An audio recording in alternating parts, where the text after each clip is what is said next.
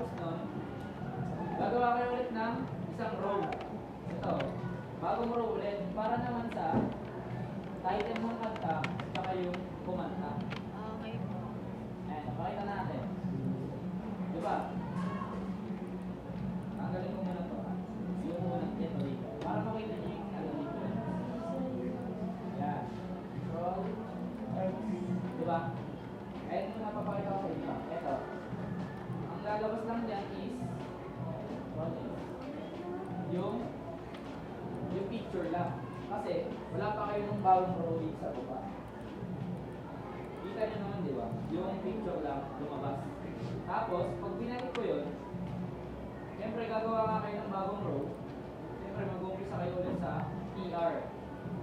Tapos, meron na yung TR na bago, di ba? Bali dun sa main title ng kanta, tsaka yung kumanta. Yan. Ang gagawin nyo siyempre, gagawa kayo ng ilang TD ulit yun. Lima. Tama. Kada dun sa may. Kasi lima yung picture nyo, lima din siyempre yung TD nyo dito. Pero, ang gagawin nyo naman dito, di ba ang ginawa nyo dun sa taas is yung mga picture. Dito naman yung mga text. Ang magsisimula kayo lagi dyan siyempre sa paragraph. Tapos, ika-class nyo siya as, pag sa title, class nyo siya as title. Meron na kayong title din, di ba?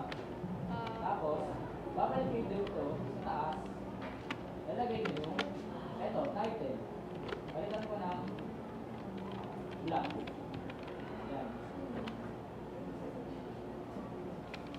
Control. Di ba? Naging itim. Pag ganyan, hindi kita dito lahat. Di ba black na yan? Makinig muna.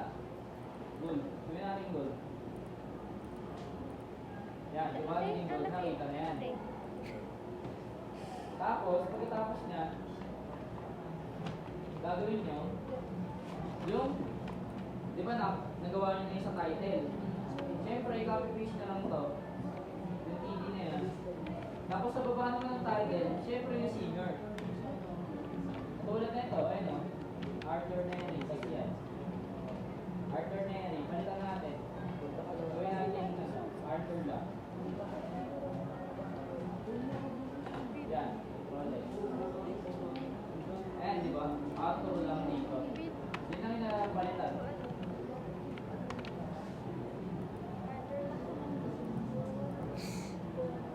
Pakinig muna. Para hindi lang mamaya. Yan.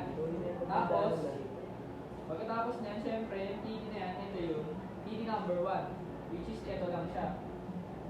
Ayan lang.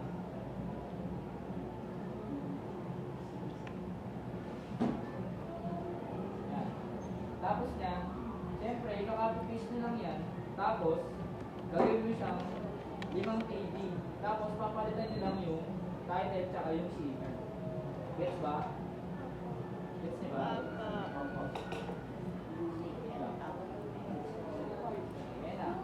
Tapos naman, halimbawa, katulad dito sa akin, gusto kong gawing itim to.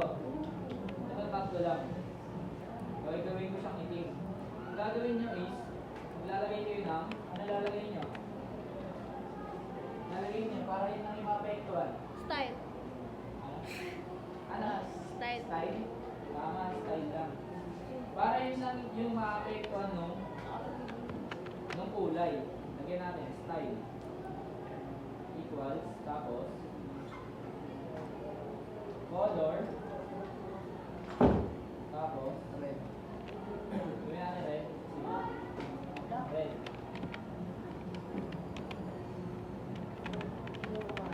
Yan. Hindi ako kasabak ko. Siya lang yung naging kulay red. Gets ba? Gets po ba? Apo. Kita maliit na. Nagtawa ka. Okay po. Kaya na po kayo mag-ano. Buwa. Hindi ko pa na nalagyan ng mga Saan?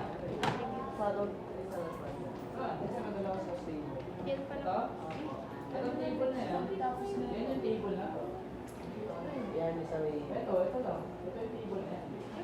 Bali itong table na nandun sa baba, yan yung tape dito na yan sa lahat.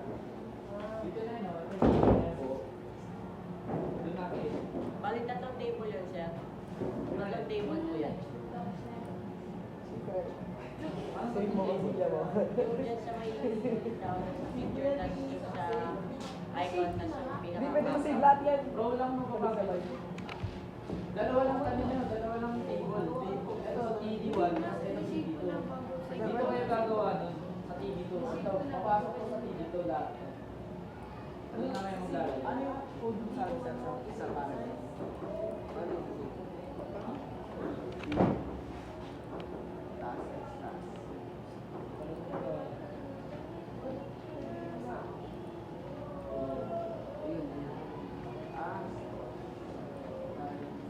Okay, makinig, tawag dito. Dito kayo magsisimula na sa baba ng parent table number 2 yung 70%. Doon na kayo mag-code sa baba nun. Kasi, pag doon pa rin kayo nag-code sa table number, sa TD number 1, sa parent table number 1, doon lalabas yun. Dito kayo magsisimula sa baba nitong 70%. Yan. Ayun, gets ko. Lahat yan, dyan na kayo. Ano Dyan to na kayo natin? mag-start. Margin